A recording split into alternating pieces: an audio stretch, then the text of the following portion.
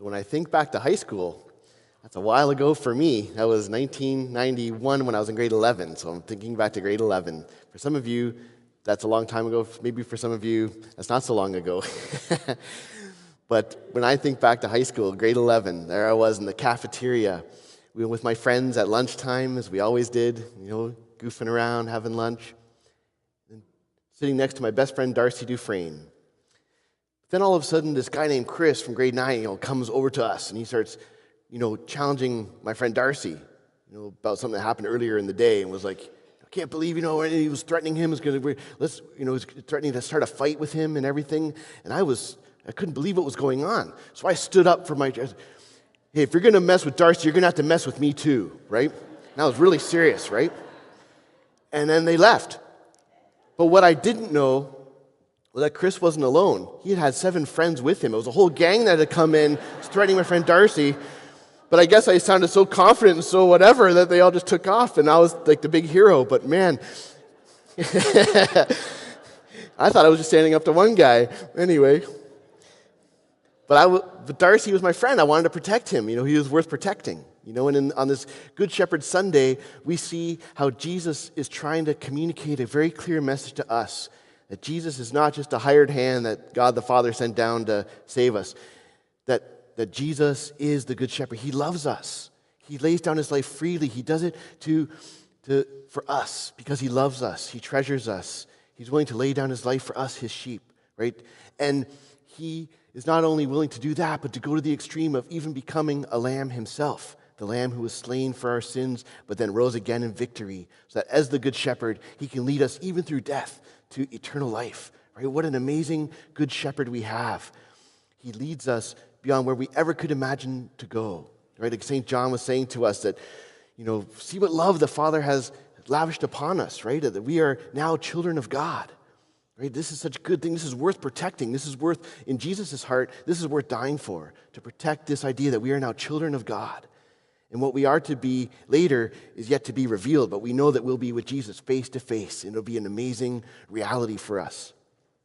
This is such good news for us to think about, and our dignity as baptized Christians is so precious that Jesus, the Good Shepherd, was willing to do whatever it took to set us free and to protect us. Now, our dignity is so beautiful that it's also worth attacking from the devil's perspective, right? And so what are ways that he, like the wolves in Jesus' teaching, that come after the sheep, what are the ways that we experience wolves in our life? What are these wolves that Jesus, the Good Shepherd, is protecting us against? Well, 3 wolves I'd like to mention in particular today are wolves of isolation, wolves of lukewarmness, and wolves of persecution. As Christians, as these heavenly treasures hidden in earthen vessels that we are, right, as children of God on this earth, we are often attacked by isolation, aren't we? I'm sure how many of you can appreciate times when you felt alone, when you felt lonely, when you felt this kind of sense of wondering, is there anybody out there? And that's an attack that we often experience in our life, that we come into these more discouraged and depressed kind of places, right? This feeling that nobody really understands us or gets us. And it can be a psychological kind of burden or a cross that we bear in our lives. And so many people that we know, right, deal with this in their lives. And sometimes it can feel like that footprints poem, right? That, it just seems to be that one set of footprints in our hardest times. And we think, well, so much for God being with me, But then we realize that those are God's footprints. And it's in those hard times that there's only one set of footprints because God is carrying us, right? It's such a famous poem, but it's worth reflecting upon because that's what Jesus, the Good Shepherd, wants for us to say. In those times when you're feeling alone, isolated, you're feeling abandoned, or feeling depressed or discouraged, or feeling like no one's out there to help you, I'm here. Jesus is the Good Shepherd. He goes out of his way to leave all the others behind to come and get us, to come and find us, and to bring us to himself. And I love how the Good Shepherd takes us and puts us on his shoulders and carries us home. And what happens when we're being carried on the shoulders of Jesus? Well, our 2 back legs are over here and our 2 front legs are over here, but where's our head? Drooping down over here, over at the heart of the Good Shepherd.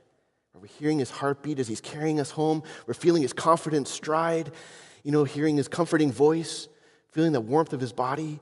We're feeling that closeness to Jesus as he carries us to where we really belong, to bring us back on track, that we're not alone. So if any way that we're feeling isolated, feeling that nobody gets us, nobody really knows us, no one really truly accepts us as we are, or that we're feeling this burden of depression or discouragement, that we allow Jesus the Good Shepherd to come and get us, to pick us up, to put us over his shoulders, hold us close to his heart, and bring us back on track with that confidence that we are not alone. Our Jesus, our Good Shepherd, is always there with us, even such that he'll come after us to find us and bring us back. This is our Good Shepherd. Well, there's also the wolf of lukewarmness. Right? This is where, we're following Jesus, our Good Shepherd, but there's a lot of distractions out there. There's a lot of other things in the world, right?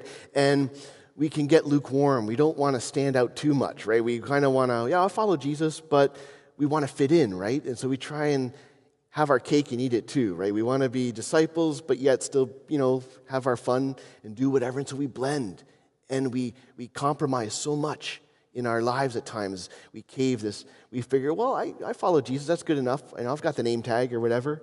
But then we go off and do other things that aren't befitting of someone who's following Jesus. We can, because we're trying to fit in. And we figure, Jesus will understand. I'm sure he understands. But what's the problem is Jesus has amazing places to lead us and to guide us. And if we're not following him, we're missing out on what's even better. We can get so distracted and allured by things around us, and we can make so many compromises and get lukewarm, and that's not good for anybody. So if we're guilty of this in any way, where we're trying to have our cake and eat it too, and being too quick to compromise, where we're too distracted by worldly things, that we're forgetting that we're actually on a journey somewhere with the Good Shepherd, let's allow him to come and to get us back on track again. Let us focus on him and where he's guiding us so that we're not, lost. This is what Jesus wants to do for us, to show us that these greater, deeper mysteries, to attract us with the heavenly realities so that we don't get distracted by passing earthly things. May Jesus today surprise us or give us a new sense of wonder and awe in his presence. That's what he wants to do for us, to remind us of where we're really headed so that we can move away from lukewarmness to being on fire missionary disciples for Jesus. Well, he also not only wants to bring us away from feeling isolated, or getting away with being lukewarm, he also wants to bring us to a place of being saved from persecution. Right? There are people in the world who are being literally persecuted in violent ways right now. But a lot of us in the first world here, we're persecuted in different ways. Maybe people make fun of us, gossip about us, label us, as being, narrow-minded, outdated, goody two-shoes, we don't fit in, that we're weird, or that we're actually even hateful. Whatever things can come, we can be persecuted. Some people, may even, not get employment or may lose their employment because of their religious beliefs. We just heard a couple weeks ago about, the problem with doctors in Nova Scotia, that if they are forced to recommend MAID, that we can't do that. So that if they're not willing to do that, then they can't practice. So we might lose some doctors to other provinces because of that. That's persecution, right, in our very backyard. Right? And so these kinds of things that, I'm following Jesus, but now there's consequences. This isn't good. And so we kind of start to lose our courage. We start to wonder whether this is really the best path to take after all. But this is where we really need to take to heart the readings of today, where Jesus is our good shepherd, but he's also our cornerstone. He's the rock we can stand on, and despite what persecutions come our way, Jesus, who died for us and rose again, shows us that no matter what persecutions we undergo, there will be victory. Right? That he says, "Blessed are those who are persecuted for righteousness' sake, for the kingdom of heaven is yours." So he's promising us that he will bless us, that we can hang in there, that we can rejoice and be glad, for he is with us.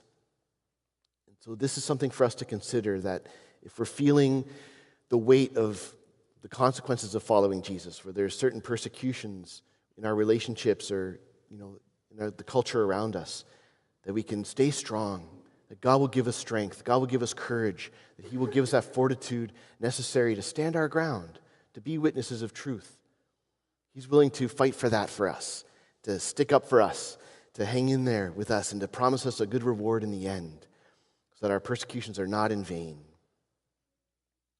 So, brothers and sisters, as you can see, we have a special dignity as children of God. We have the great privilege of following Jesus, the brave, good shepherd. But as we do, if we're experiencing isolation, may we take heart knowing that we're not alone and that Jesus is even willing to carry us when needed. If we're feeling, in a sense, lukewarm, that we want to remember that we're following Jesus to great places, to what eye has not seen, ear has not heard, hasn't even dawned on our hearts, that we can not be distracted by things of the world, but to focus on Him.